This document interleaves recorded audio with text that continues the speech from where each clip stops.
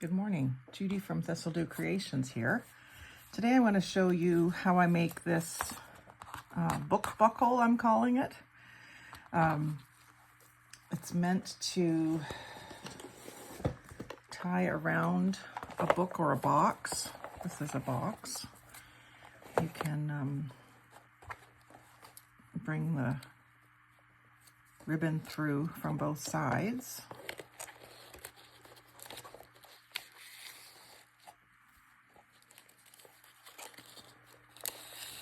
And just snug it up and let that sit on top of your book or your box that you want to hold closed. You can snip the ends according to how thick the book is. I've left mine a little long because I don't know what exactly I'm going to use it on yet. But this is an upcycling project, so I'll show you what I used to make it.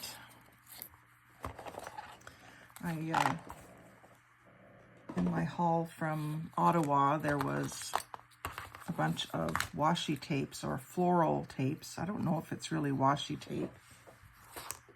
It feels kind of like washi tape, but it has a backer behind it. I've never seen this brand before, so I'm not sure. Like, this backing thing seems awfully sticky. Anyway, I got 6 rolls of it because it was pretty. But I saw the packaging as I was taking it apart, and I thought, well, that kind of looks like a belt buckle. So I thought, how can I reuse this packaging? So I'll just show you what I did. First thing I did was cut off this top section and actually saved it because on the other side, it's just the pink print. And I thought I could use this as a topper for a swatch or something, some fabric swatches or something. So I went just below the orangey red band and cut with my pinking shears because this is very thick cardstock. So that made it easier to cut and also made that top edge a little bit decorative. And then what I did was I glued down these flaps. How the way this was on the roll was these were like this. And when I started to take them off, I noticed that this didn't rip. It was nice and sturdy and it was just stuck down. So I took the rolls off and flattened the back out and stuck them in my office. And then this morning I was sort of rummaging around looking for something to play with, and I thought, oh, this will work. I can play with these. So I glued this back down, because by now, after being taken off and on, it's not as sticky. And then I glued these flaps down, which I don't know if you really have to, but I did glue them right down. And I just, because they've been folded flat, they don't want to stay down, so I just clamped them. Used a bulldog clip and a spring clip. Seemed to do the trick, just till that tacky glue gets a chance to set up. And then I set to decorating the front. So I wanted something to cover these numbers down here, and I had this little green, what do you call it, trellis sort of looking cutout that I have a punch for, and I punched a bunch of this out in green a while ago. So I grabbed a piece of that, and then the other little piece was out of the Dollarama die cuts. It's like a little bit of Zentangle scribbling with a little bit of that peachy pink color in the background. So I thought I would use that as again. And it gives me an idea to sit and doodle a little bit and make little borders and stuff like that. Now I'm going to leave this kind of jaggedy and use that section of it. I might ink that whiteness away or rip it off. Rip that piece right off. I don't know that the top edge is going to be showing in the end, but I'm going to ink it anyway because it's got a bit of whiteness to it. And then I'll just glue it along the top and set that right over the numbers. I like the way that that kind of goes out beyond the edge of the card. roughly centering it up, but I'm not that worried about it. Actually, I'm going to bring that down. And that is sticking easier. And then this, I'm going to ink the edges.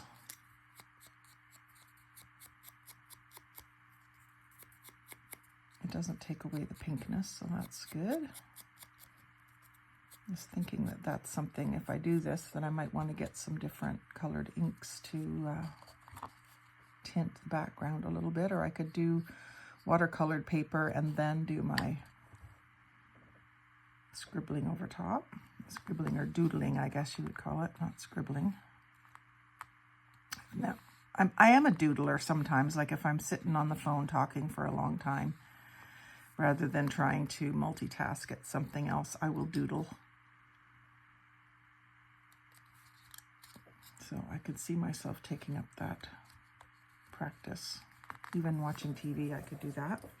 And then I've got to deal with these other packaging parts up here. Oh, and the other thing was I put a button up in the corner. This was a flat back button, so I just glued it down with 3-in-1 glue. This one has the shank on it, so I don't think I can get that shank off, although I do have wire cutters here. I just don't know if that's going to, I don't think it'll hurt the button. If I can get it off with my wire cutters, I will. If not, I had another idea. I've got this pair that's got a flat nose on them, so it will get right close to the back of the button, but I just don't know if it's strong enough to cut it. Oh, it is. So that comes off pretty easily. So that's something good to know if I have shank buttons, that I don't have to not use them because they're not flat on the back. I just thought this was really pretty. Now underneath this butterfly and leaf and another little snippet of that green stuff, I had some of the chiffon ribbon. And this is ribbon from a wired ribbon, like this wide wire-edged ribbon that you see in craft stores, and people use them for wreaths mostly and all kinds of crafts, but they use them for wreaths a lot, make big bows out of them. So what I did was I cut just along the metal part, and then again in the middle, and then again along the metal part, and I just tear it just like you would fabric, because I have a Sterilite basket full of this. It's 15 inches by 12 inches by 12 inches, like it's a big basket, and half of it is full of this type of ribbon and the other half is just normal size ribbons. So I thought, this is such beautiful ribbon. I have a bunch of silver and a bunch with gold, as well as a bunch of other colors. But this one being so neutral, I can use it as a background element and so many things. And I have used the metal edge, the wired edge, to bind a book before. You can use it as a binding thread, and then instead of just tying, you can twist the ends together. So anyway, I used a piece of this first in the background, and I'm going to leave that little ribbon end floating off the edge, I think, on this one. I really like that. So I just put down some tacky glue where it's going to go, and then press it into it, and I'll use my, I think these might be able to come off now. Don't seem to be popping back up. I'll use my silicone face applicator to just press that into the glue. Better than getting, I find when you try to do this with your fingers, it won't stay down because your fingers keep pulling it back up. So there's that. And then I needed to cover the writing, so I pulled out some different leaves this time. This one is a nice big one. I can put it this way. I'm just going to ink the edges. I like the really soft green of this one, because the green that's in the cardstock is very, very soft and pale. And I think that's going to be sticking out, so I won't glue the very end, but I'll glue all the rest of it. Give it as much chance as possible to stick down. And I'm wanting to cover that orange especially, so that's why it's hanging off the edge. And then I used a butterfly on that one. I'm going to use a bird on this one. Got a little pinky peach, or more purpley pink, I guess. But if I just do a little bit of inking with it, it dulls it a bit. And I'll put that like there. I don't want to have anything too much in that. Maybe I'll bring that over and cover the blue and then put another little branch or something underneath them. I do have some little branch cutouts.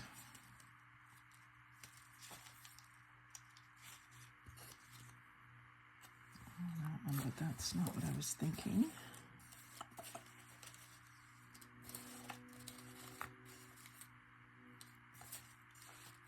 I could also put a ticket, make today awesome. Works, because he already has a branch actually, so maybe I'll put the ticket first. And I think this is one that I cut out of the cover of one of the die cut books, and I'll show you what I mean. I got a bunch of these. This is the only one left that isn't cut up. So I took all of the die cuts out, and I've saved these pages so that I can go back and punch some circles and stuff out of these larger sections that are colored. And then where I can, I might salvage like a frame or something. But I'll just get some hole reinforcers out of this before I toss it.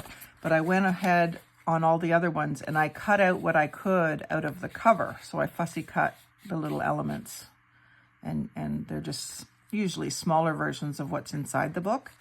And then even on the back, I cut out all of these little guys, and I'm just using them. I used them on a bunch of bookmarks yesterday in my collages. So it was just one element of a collage, and then I can get a couple more fussy cuts here. And then up at the top here, I saved all these little strips that have a little bit of color to them. So they're good for collages and clusters. So that's what I did there. Now this has a little edge of I think it was a bow, but I'll try to cover that with the bird. So I'm only going to glue half of this because I'm going to have it sticking off again off the edge of the buckle. So my main goal is to cover up that one between that and the bird. It'll do that and not cover up this square hole, rectangular hole. So the bird can do everything except for his tail can be glued, which is convenient since I can hold the tail and glue the rest.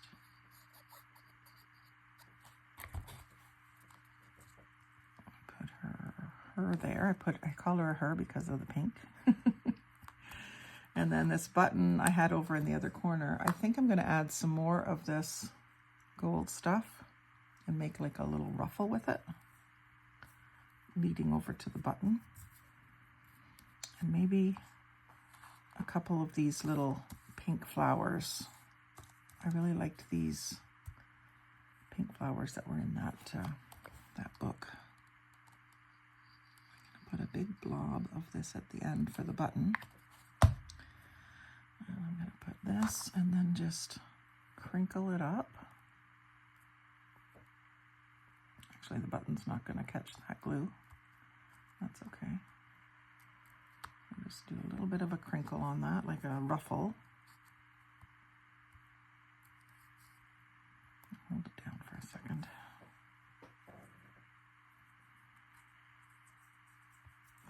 The ribbon is a little bit stiff, that's why it's not wanting to stay down. And then I did use 3-in-1 on the other one, but I'm going to try the tacky glue on this one. Just use lots of it. It might take it a while to dry. Put that there in the corner.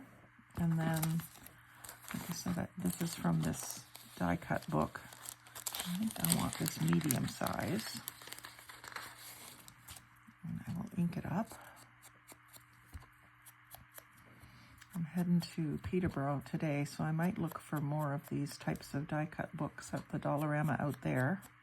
There's at least 2 on the main street that I travel.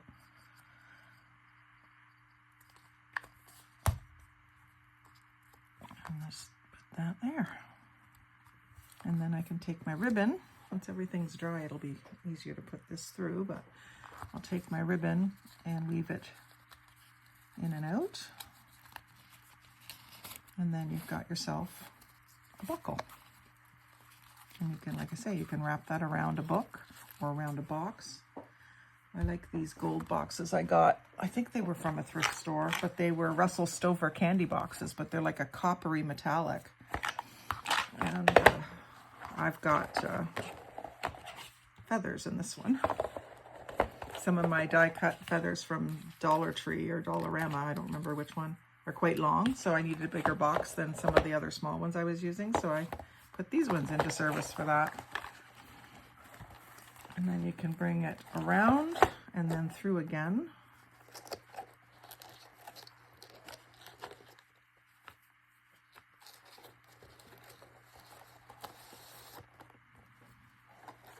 And then once you've decided what you're using it on, you can cut the ribbons to length. I'm just going to leave mine a little long right now until I figure out where I'm using it.